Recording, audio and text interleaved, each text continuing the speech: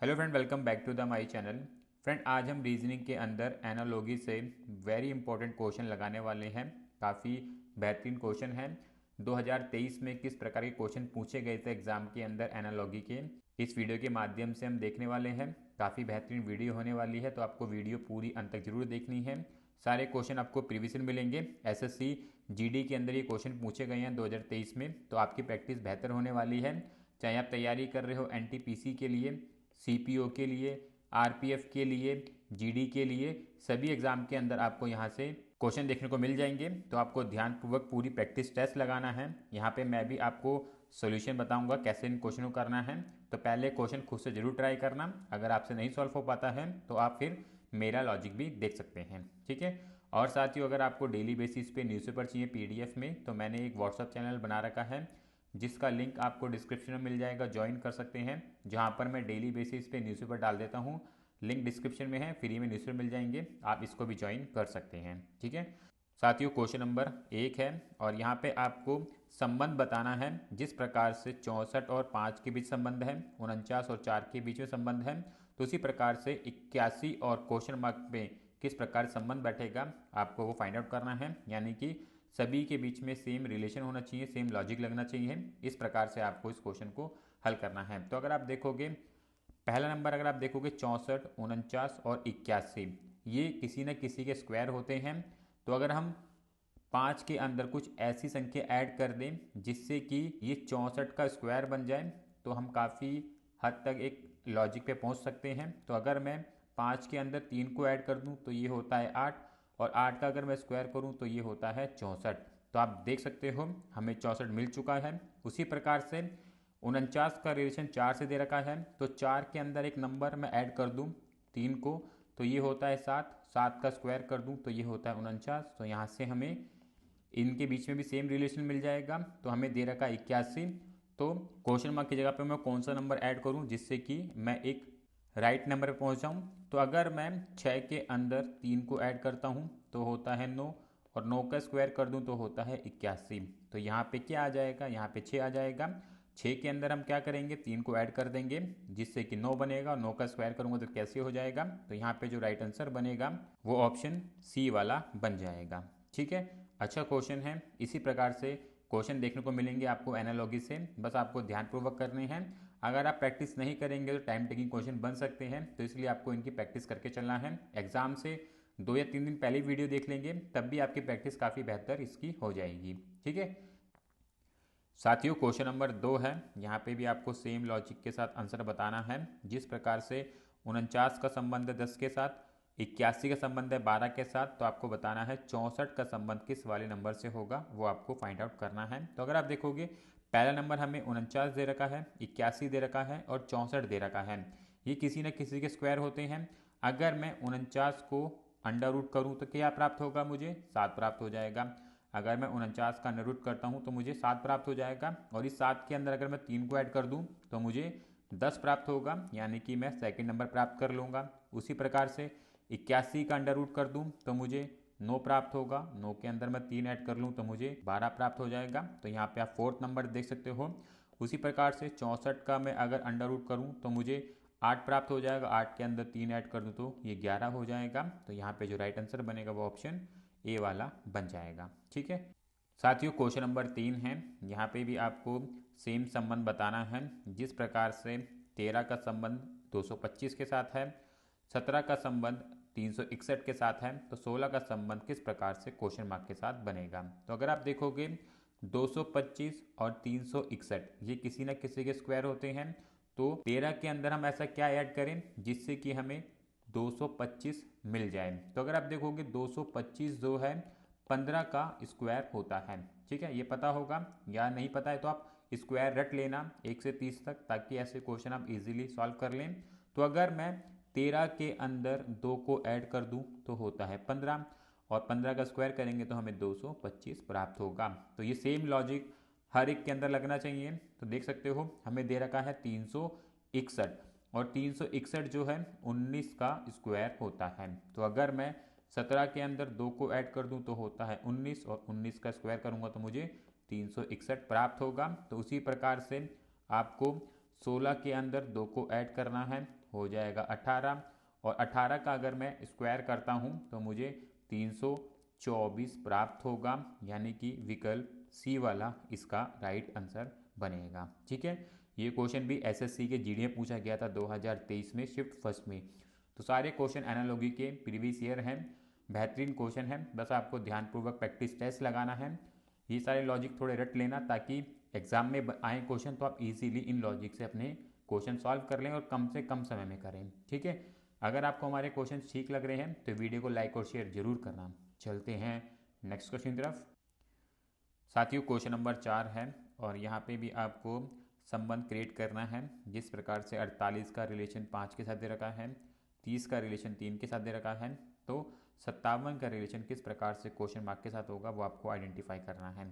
तो ये क्वेश्चन जो है थोड़ा सा डिफ़िकल्ट है, यहाँ पे आपको चीज़ें थोड़ी सोचनी पड़ेंगी। आप अपना लॉजिक लगा सकते हैं, मैं यहाँ पे अपना बता देता हूँ। यहाँ पे आपको एक बारी मल्टीप्लाई करना होगा 9 के साथ, और जो भी मल्टीप्लिकेशन निकल के आएगा आपको उसके अंदर 3 को ऐड करके चलना होगा। किस प्रकार से, अगर मैं 5 के अंदर 9 को मल्टीप्लाई करता हूँ तो मुझे 45 प्राप्त होगा, और 45 के अंदर अगर मैं 3 को ऐड कर देता हूँ तो मुझे 48 मिलेगा।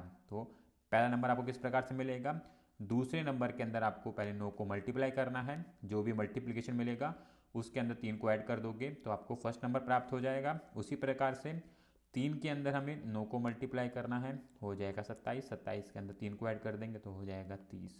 उसी प्रकार से हमें 57 बनाना है, तो किस नंबर के साथ मल्टीप्लाई करें जिससे कि ये 57 बन जाए। तो अगर मैं 57 में से 3 को पहले घटा दूं तो मुझे 54 मिलेगा, और 54 को अगर मैं 9 से डिवाइड कर दूं तो मुझे 6 प्राप्त हो जाएगा। तो इसका जो राइट आंसर बनेगा विकल्प सी वाला बन जाएगा। ठीक है, बेसिक कैलकुलेशन आनी चाहिए ऐसे क्वेश्चनों के लिए, तभी जाके आप ऐसे क्वेश्चन जल्द से जल्द हल कर पाएंगे। साथियों, क्वेश्चन नंबर 5 है, सेम क्वेश्चन है 4 की तरह ही। यहाँ पे भी आपको रिलेशन बनाना है। जिस प्रकार से 18 का संबंध 30 के साथ है, 54 का संबंध 102 के साथ है, तो 66 का संबंध किस प्रकार से क्वेश्चन मार्क के साथ होगा वो आपको देखना है। तो यहाँ पे आपको क्या करना होगा, यहाँ पे भी आपको मल्टीप्लाई और प्लस करके चलना है। मल्टीप्लाई किससे करना है, आपको 2 से, और आपको यहाँ पर माइनस करके चलना होगा, और माइनस करेंगे हम 6 से। तो अगर आप देखोगे 18 के अंदर अगर मैं 2 का मल्टीप्लाई कर दूं तो होता है 36, और 36 में से अगर मैं 6 को निकाल दूं तो मुझे 30 प्राप्त हो जाएगा। तो आप सेकंड नंबर देख सकते हो।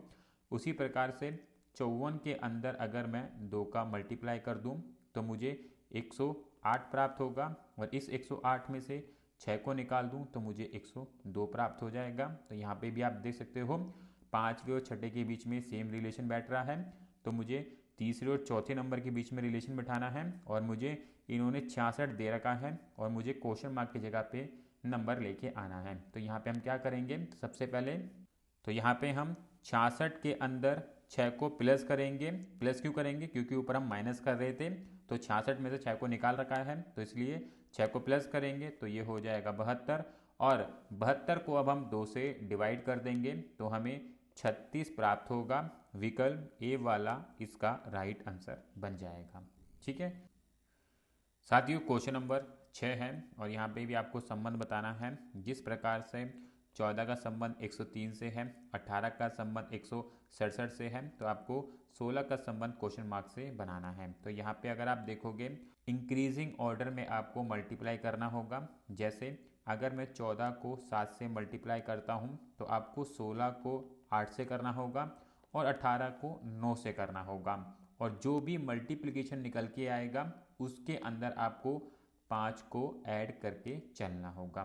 ठीक है, तो अगर मैं 14 को 7 से मल्टीप्लाई करता हूँ तो मुझे 98 प्राप्त हो जाएगा, और इस 98 के अंदर 5 को ऐड करता हूँ तो मुझे 103 मिलेगा। तो यहाँ पे आप सेकंड नंबर देख सकते हो।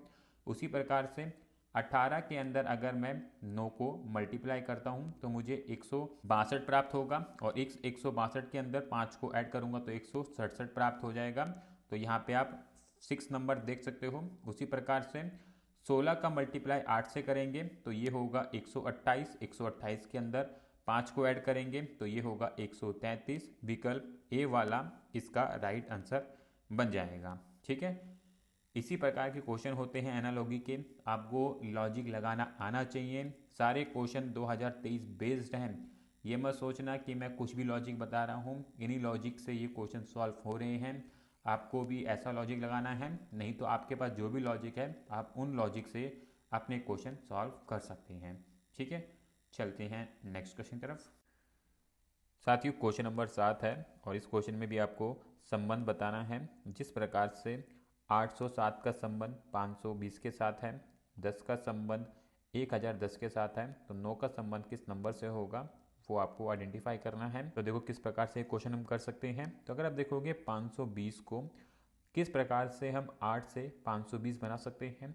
अगर आपको 8 का क्यूब याद होगा तो आप आसानी से 520 के आसपास पहुंच सकते हैं। जैसे 8 का क्यूब होता है 512, और इस 512 में अगर मैं एक बारी और 8 को प्लस कर दूं तो ये होता है 520। तो इस प्रकार से हमें सेकंड नंबर प्राप्त हुआ है। उसी प्रकार से अगर मैं 10 का क्यूब करता हूं तो ये होता है 1000, और इस 1000 के अंदर अगर मैं 10 को ऐड कर देता हूं तो ये हो जाएगा 1010।